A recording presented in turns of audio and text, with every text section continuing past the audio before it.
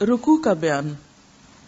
رکوع میں جاتے وقت اللہ اکبر کہہ کر دونوں ہاتھ کندھوں یا کانوں تک اٹھائیں، جیسا کہ ابن عمر رضی اللہ عنہ کا فرمان ہے۔ آپ صلی اللہ علیہ وسلم کا طریقہ بیان کرتے ہوئے ابن عمر فرماتے ہیں، کان یرفع یدیہ حذو منکبیہ واذا کبر للرکوع، کہ نبی اکرم صلی اللہ علیہ وسلم جب رکوع کے لیے تکبیر کہتے تو اپنے دونوں ہاتھ کندھوں تک اٹھاتے تھے۔ نمبر 2، رکوع میں پیٹھ یعنی پشت بالکل سیدھی رکھیں، اسٹریٹ، اور سر کو پیٹھ کے برابر، یعنی وہ بھی اسی لائن میں آئے، یعنی سر نہ تو اونچا ہو اور نہ نیچا، اور دونوں ہاتھوں کی ہتھیلیاں دونوں گھٹنوں پر رکھیں۔ ساتھ ساتھ امیجن بھی کرتے جائیں، اللہ اکبر کہہ کے جھک گئے، پشت بالکل سیدھی، سر بھی اس کے سیدھ میں برابر، اور دونوں ہاتھوں کی ہتھیلیاں دونوں گھٹنوں پر۔ گھٹنے کس کو کہتے ہیں؟ نیز کو۔ نمبر 3، ہاتھوں کی انگلیاں کشادہ رکھیں، یعنی ایسے اکڑا کے نہیں رکھیں ہاتھ، بلکہ نارمل طریقے سے، نہ تو ایسے اکڑا کے کھولیں اور نہ ہی اکڑا کے بند رکھیں، بلکہ بالکل نیچرل اور نارمل انداز میں گھٹنوں پہ رکھے ہوئے ہاتھ کھلے رکھیں۔ دونوں ہاتھوں بازوؤں کو تان کر رکھیں، ذرا خم نہ ہو، یعنی جب آپ گھٹنوں پہ ہاتھ رکھیں تو بازو تنے ہوئے ہوں، ڈھیلے نہ ہوں، ورنہ رکوع کی پوزیشن بھی خراب ہو جائے گی۔ انگلیوں کے درمیان فاصلہ ہو اور گھٹنوں کو مضبوط تھامے، یعنی صرف ٹچ نہیں کرنا گھٹنوں کو، بلکہ ایک طرح سے پکڑنا ہے یا تھامنا ہے۔ نمبر 5، رکوع کی حالت میں نبی صلی اللہ علیہ وسلم کی ہتھیلیاں آپ کے گھٹنوں پر یوں رکھی ہوتی تھیں جیسا کہ آپ نے گھٹنوں کو پکڑا ہوا ہو۔ نمبر 6، رکوع کی حالت میں نبی صلی اللہ علیہ وسلم اپنی کوہنیوں کو پہلوؤں سے دور رکھتے تھے، یعنی اپنی سائیڈ سے جسم کے جو پہلو ہیں ان کے ساتھ چپکا کے نہیں رکھتے تھے، بلکہ ذرا فاصلے پر رکھتے تھے۔ رکوع کی دعائیں۔ حضرت حذیفہ فرماتے ہیں کہ رسول اللہ صلی اللہ علیہ وسلم رکوع میں فرماتے، سبحان ربی العظیم، میرا رب عظیم ہے، ہر عیب سے پاک ہے، یا پاک ہے میرا رب جو بہت عظیم ہے۔ رسول اللہ صلی اللہ علیہ وسلم نے فرمایا، جس نے رکوع میں 3 بار سبحان ربی العظیم کہا اس کا رکوع پورا ہو گیا، مگر یہ ادنا درجہ یعنی کم از کم تعداد ہے، یہ منیمم ریکوائرمنٹ ہے، کم سے کم، سب سے کم۔ نبی اکرم صلی اللہ علیہ وسلم رکوع میں 3 دفعہ پڑھتے تھے، سبحان اللہ و بحمدہ۔ آپ میں سے کتنے لوگ یہ پڑھتے ہیں رکوع میں؟ Very few. اللہ ہر عیب سے پاک ہے، ہم اس کی تعریف کے ساتھ اس کی پاکی بیان کرتے ہیں۔ نبی اکرم صلی اللہ علیہ وسلم رکوع میں فرماتے، سبحانک و بحمدک لا الہ الا انت، اے اللہ تیرے ہی لیے پاکی اور تعریف ہے، تیرے سوا کوئی معبود نہیں ہے۔ حضرت عائشہ رضی اللہ عنہا کہتی ہیں کہ نبی اکرم صلی اللہ علیہ وسلم اپنے رکوع میں اکثر کہتے تھے، سبحانک اللہم ربنا و بحمدک اللہم اغفر لی، اے ہمارے پروردگار، اے اللہ تو پاک ہے، ہم تیری تعریف بیان کرتے ہیں، یا الہی مجھے بخش دے۔ حضرت عائشہ رضی اللہ عنہا روایت کرتی ہیں کہ نبی اکرم صلی اللہ علیہ وسلم اپنے رکوع اور سجدے میں کہتے تھے، سبوح قدوس رب الملائکۃ والروح، فرشتوں اور روح کا پروردگار نہایت پاک ہے۔ فرشتوں اور روح یعنی جبریل علیہ السلام کا پروردگار نہایت پاک ہے، سبوح۔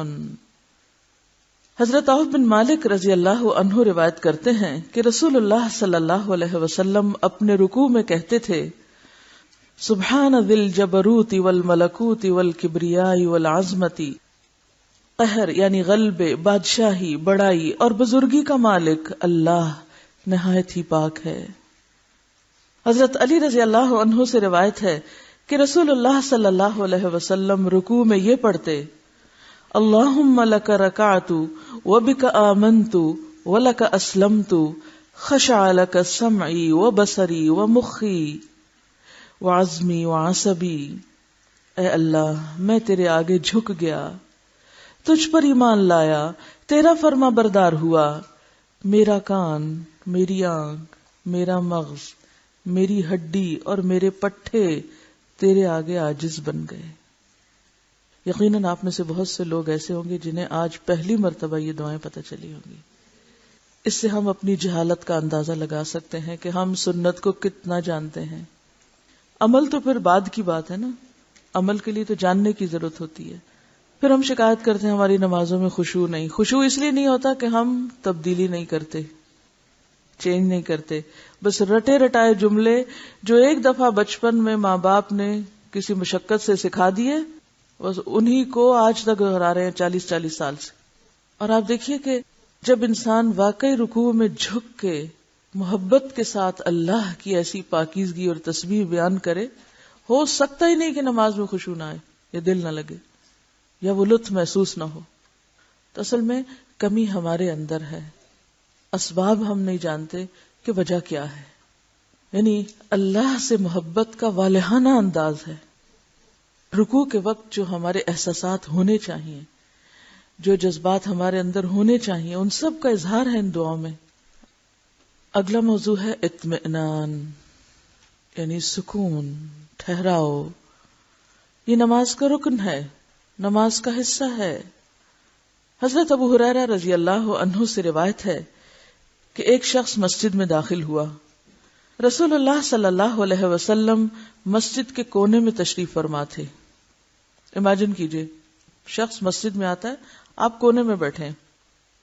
اس شخص نے نماز پڑھی اور رکوع و سجود، قومے اور جلسے کی رعایت نہ کی، اور جلدی جلدی نماز پڑھ کر رسول اللہ صلی اللہ علیہ وسلم کی خدمت میں حاضر ہوا اور آپ کو سلام کیا.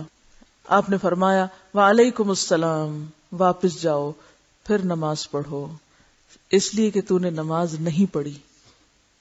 صلی فإنک لم تصلی. وہ گیا، پھر نماز پڑھی جس طرح پہلے جلدی جلدی پڑھی تھی.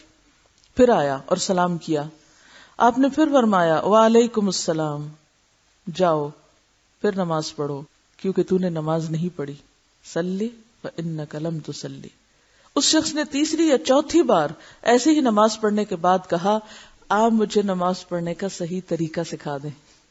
تو آپ نے فرمایا جب تو نماز کے ارادے سے اٹھے تو پہلے خوب اچھی طرح وضو کر، خوب اچھی طرح وضو کر، یعنی وضو درست ہو کیونکہ یہ پہلا قدم ہے اچھی نماز کے لیے.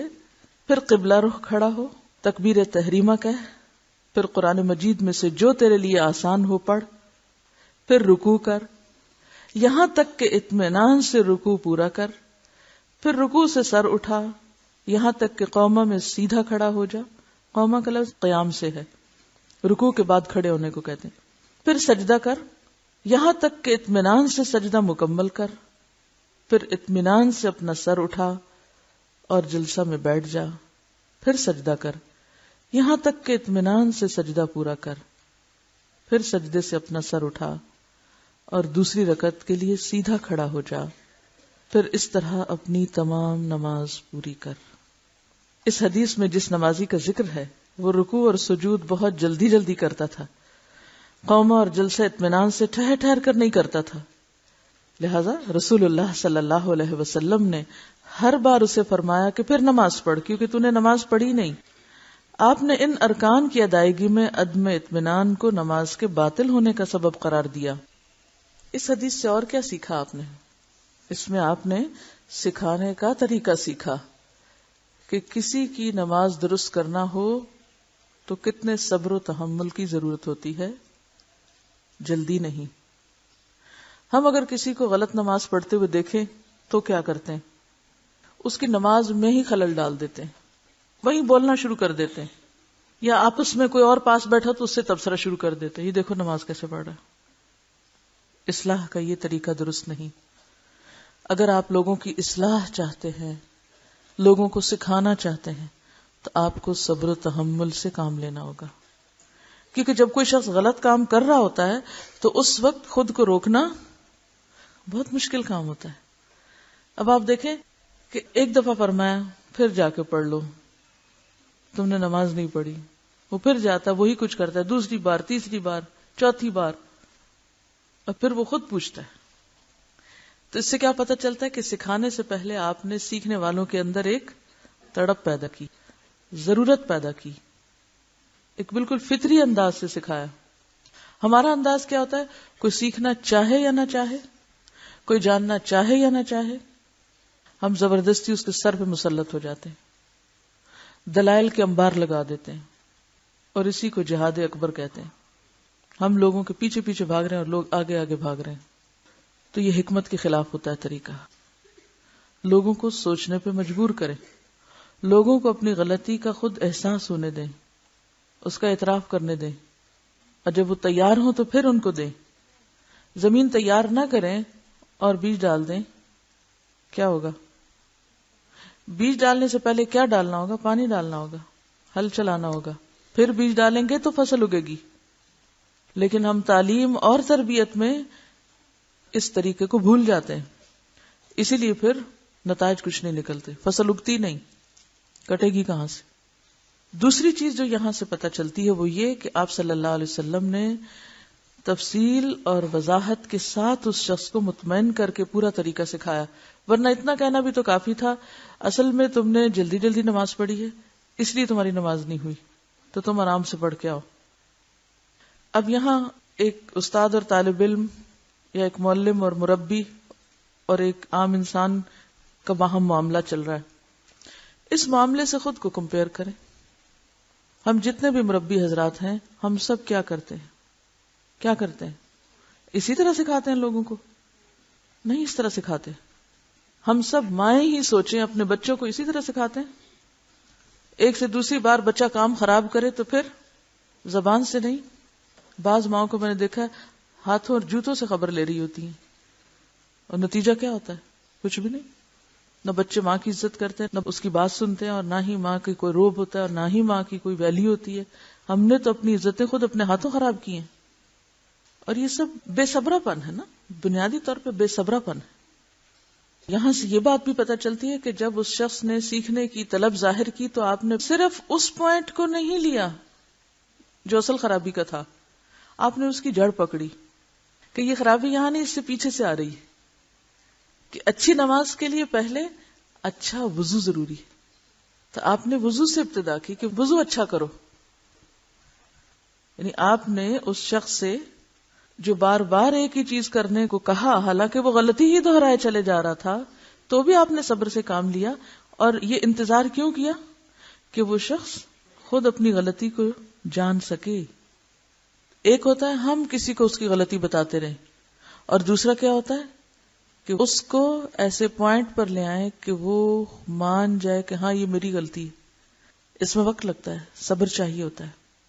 جب آپ کسی کو بتاتے ہیں یہ غلطی یہ غلطی یہ غلطی، تو بعض اوقات اس کو سمجھ بھی نہیں آتی کہ کیا غلطی. اور جب صبر کے ساتھ آپ معاملہ کرتے ہیں تو دوسرا شخص خود دیکھ لیتا ہے کہ کہاں غلطی. اور یہی تعلیم پھر مستقل طور پہ اثر انداز ہوتی ہے اور وہ کردار میں جم جاتی ہے. جو کام جتنی جلدی ہوتا ہے اتنی ہی جلدی ختم بھی ہوتا ہے. ایسا خوبصورت انداز اختیار کریں کہ جس سے اس کو پتہ چلے کہ ہاں وہ غلطی کر رہا ہے، اس کے دل میں ایک بے چینی پیدا ہو جائے، نہ کہ ہم اگنور کر کے اٹھ جائیں اچھا کرتا رہے غلطی نہیں. یہاں ایسا نہیں کہ غلطی کرنے والے کو چھوڑ کے چلے جائیں، خود آپ یہاں سے خود نہیں چلے گئے، یا یہاں آپ نے یہ نہیں کیا کہ ٹھیک ہے کرتا ہے تو کرتا رہے. یہ نہیں ہے مطلب یہ کہ وہ ایک پوری نگرانی میں اس عمل کو درست کیا جائے صبر کے ساتھ. اور سب سے اہم بات جو اس حدیث سے پتہ چل رہی ہے وہ یہی کہ اطمینان کے بغیر جلد بازی میں پڑی ہوئی نماز ہی نہیں. اسی لیے ایک اور حدیث میں آتا ہے، حضرت ابو مسعود انصاری رضی اللہ عنہ روایت کرتے ہیں کہ رسول اللہ صلی اللہ علیہ وسلم نے فرمایا، آدمی کی نماز قبول نہیں ہوتی یہاں تک کہ رکوع اور سجدے میں اپنی پیٹھ سیدھی نہ کرے. اور پیٹھ سیدھی کب ہوتی ہے؟ جب آپ اطمینان سے نماز پڑھیں. اگر آپ جلد بازی میں پڑھ رہے ہیں تو آپ ابھی سیدھے ٹکے ہی نہیں، خود کو صحیح پوزیشن پہ لائے نہیں اور اٹھ بھی کھڑے ہوئے، تو پھر نماز تو نہ ہوئی. اور خصوصاً خواتین کو میں نے دیکھا کہ وہ رکوع بالکل غلط کرتی ہیں، یعنی آدھا آدھا جھکے ہوتے ہیں، سر تو سیدھا ہی کھڑا ہوتا ہے، ہلکی سی بس کمر جھکا لی، لیکن جو رکوع کا تقاضا ہے پوری طرح جھکنا پورا نہیں ہوتا۔ رسول اللہ صلی اللہ علیہ وسلم نے صحابہ کرام سے پوچھا کہ شرابی، زانی اور چور کے متعلق تمہارا کیا گمان ہے، یعنی ان کا گناہ کتنا ہے؟ صحابہ نے کہا اللہ اور اس کے رسول بہتر جانتے ہیں۔ آپ نے فرمایا کہ یہ گناہ کبیرہ ہیں۔ کون کون سی چیزیں گناہ کبیرہ ہیں؟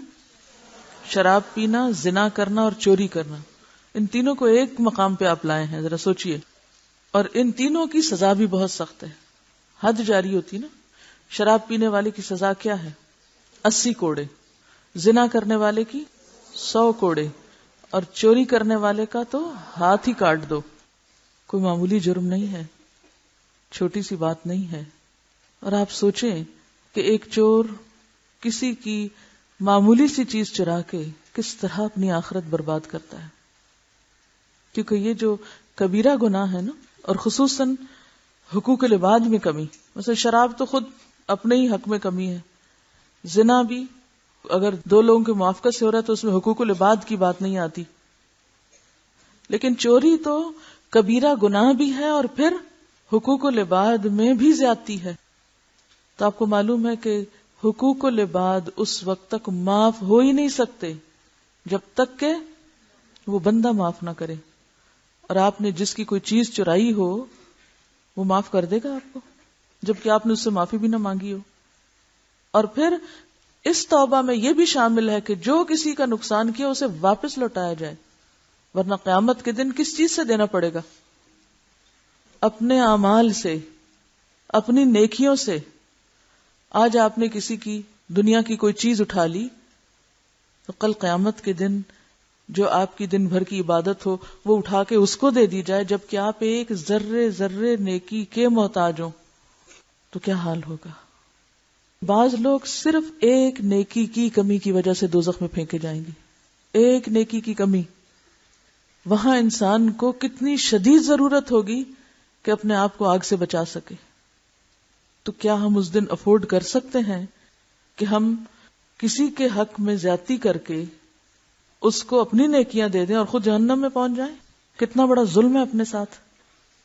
آپ نے فرمایا کہ یہ گناہ کبیرہ ہیں اور ان میں سزا بہت ہے، اور کان کھول کر سنو، بہت بری چوری اس آدمی کی ہے جو اپنی نماز میں چوری کرتا ہے۔ دنیا کا مال چرانا تو ہے ہی سزا کے لائق، یعنی توبہ کے بغیر ایسے گناہ معاف نہیں ہوتے، اور اس توبہ میں شرط ہے کہ وہ چیزیں لوٹا دی جائیں جو چوری کی ہوں۔ لیکن اس سے بھی بدترین چیز کیا ہے؟ نماز کی چوری۔ کبھی سوچا ہم نے کہ ہم کتنا بڑا جرم کرتے ہیں ادھورے ادھورے رکوع اور سجدے کر کے؟ صحابہ نے کہا وہ کس طرح؟ فرمایا جو نماز کا رکوع اور سجدہ پورا نہ کرے وہ نماز میں چوری کرتا ہے۔ یہ موطا امام مالک کی روایت ہے۔ وہ نماز میں چوری کرتا ہے، اللہ کا چور ہے، کیونکہ وہ اللہ کا پورا ذکر نہیں کرتا، اللہ کے حضور کھڑے ہو کر جو کچھ کرنے کا حکم دیا گیا ہے وہ نہیں کرتا۔ یعنی چوری ویسے ہی بذات خود بدترین گناہ ہے، اور اس میں بھی نماز کی چوری اس سے بڑا گناہ ہے۔ دنیا میں چوری تو کیا ہے؟ کسی بندے کا حق مارنا، اور نماز کی چوری کیا ہے؟ اللہ کا حق مارنا۔ تو کس قدر ضروری ہے کہ ہم تکبیر تحریمہ سے لے کے آخر تک کس قدر کانشیس ہوں اپنی نمازوں میں۔ حضرت ابو بکر رضی اللہ عنہ سے روایت ہے کہ وہ نبی اکرم صلی اللہ علیہ وسلم کے ساتھ نماز میں شامل ہوئے۔ اس وقت آپ رکوع میں تھے۔ حضرت ابو بکر نے صف میں پہنچنے سے پہلے ہی رکوع کر لیا اور اسی حالت میں چل کر صف میں پہنچے، یعنی رکوع کی حالت میں ہی چلتے چلتے صف میں جا ملے۔ نبی صلی اللہ علیہ وسلم کو یہ بات بتائی گئی۔ آپ نے فرمایا اللہ تیرا شوق زیادہ کرے، آئندہ ایسا نہ کرنا۔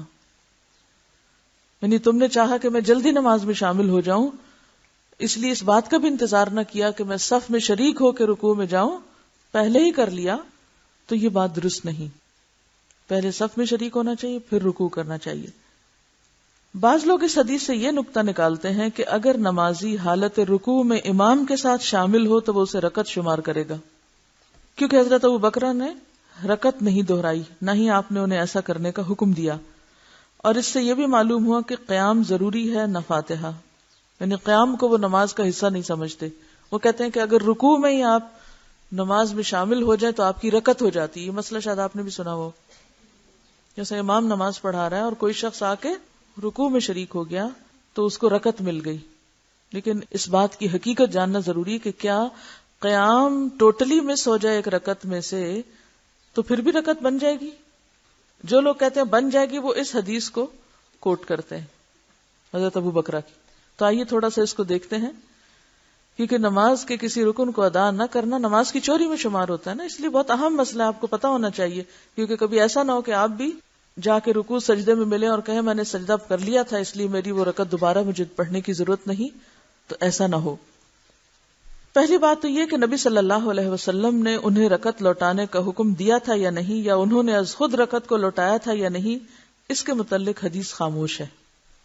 اس ضمن میں جو کچھ بھی کہا جاتا ہے وہ محض ظن و احتمال کی بنیاد پر کہا جاتا ہے، کیونکہ حدیث میں تو کوئی واضح بات نہیں. اس لیے اگر کوئی کہے کہا تھا اور کیا تھا اور نہیں کیا تھا تو یہ دونوں چیزیں خاموش، کچھ نہیں اس پہ پتہ چلتا.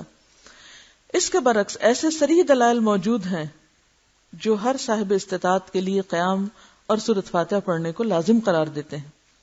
پھر قاعدہ یہ ہے کہ جب احتمال اور صراحت آمنے سامنے آ جائے، احتمال کا کیا معنی ہوتا ہے؟ شک والی بات، خیال ہے، اور صراحت یعنی وضاحت.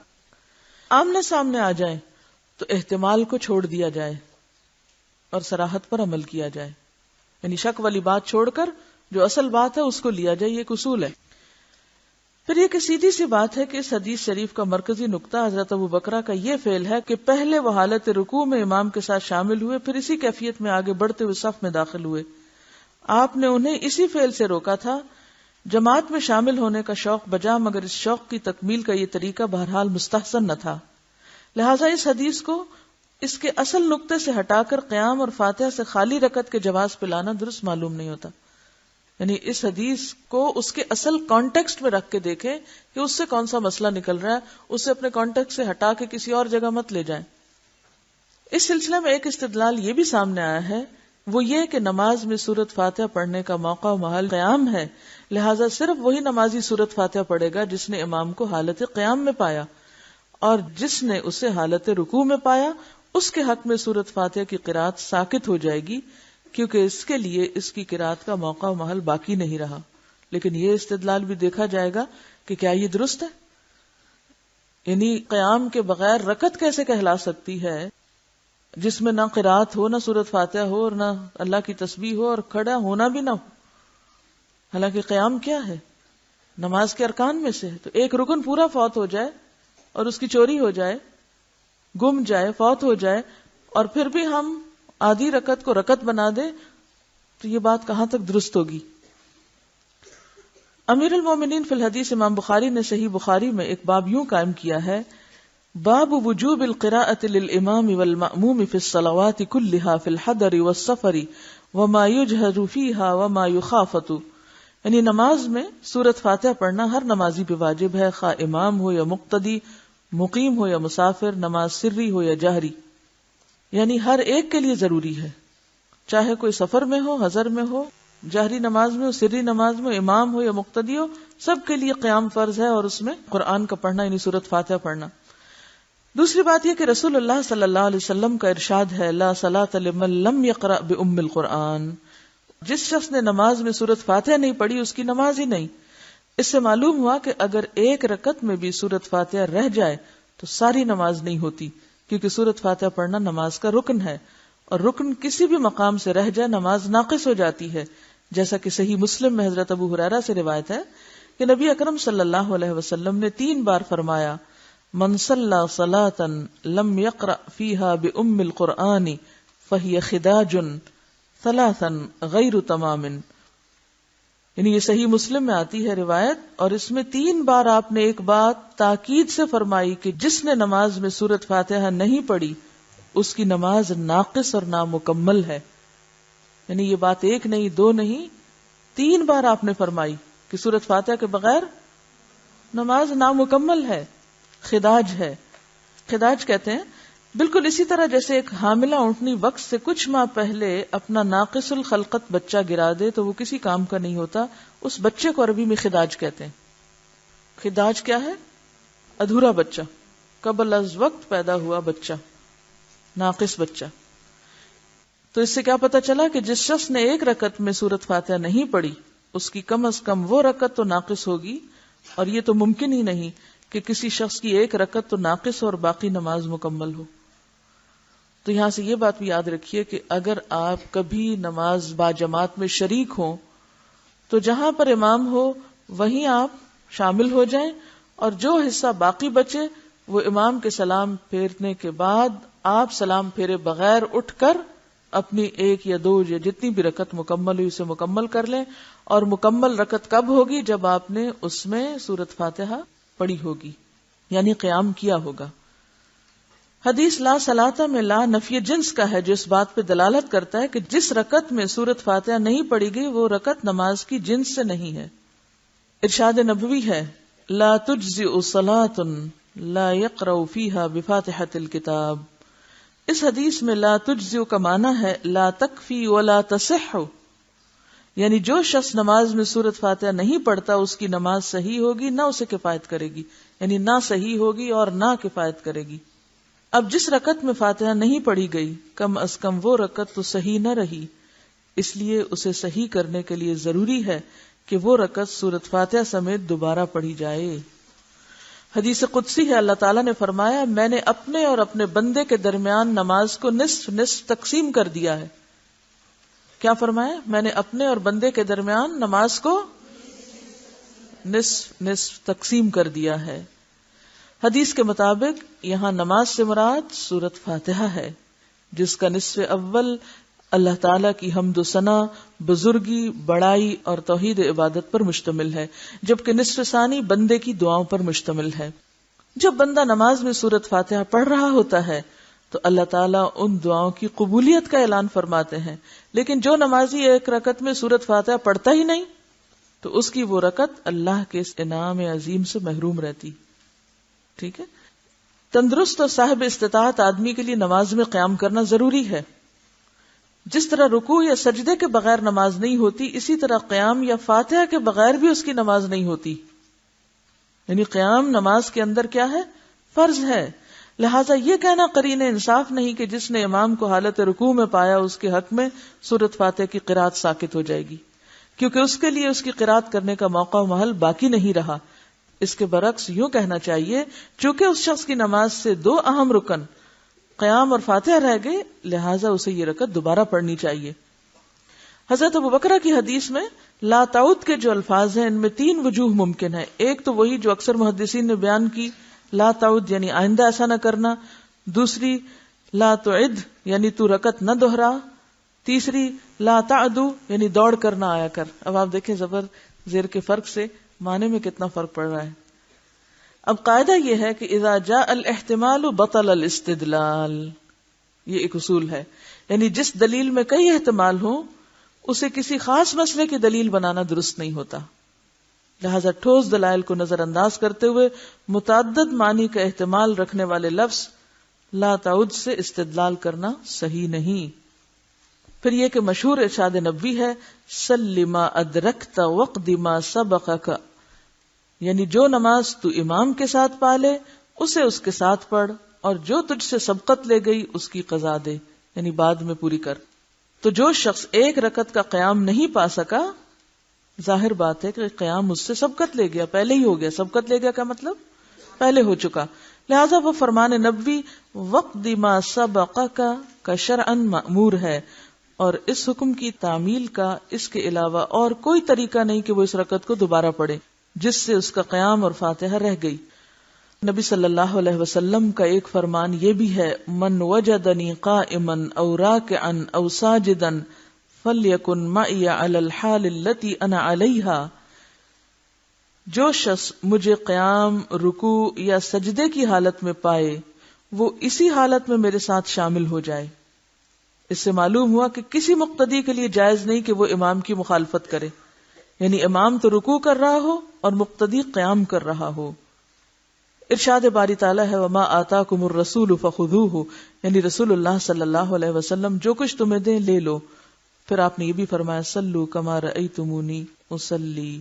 تو اس میں دونوں ہی باتیں ملتی ہیں کہ آپ نے حکم بھی دیا ہے اور آپ نے کر کے بھی دکھایا ہے. لہٰذا کوئی ایسا کام لفظوں کے کئی معنوں کے احتمال سے ایک لفظ کو بنیاد بنا کر اصل حکم کو چھوڑ دینا، یہ استدلال کا درست طریقہ نہیں. وآخر دعوانا ان الحمد للہ رب العالمین. سبحانک اللہم وبحمدک نشہد ان لا الہ الا انت نستغفرک ونتوب الیک.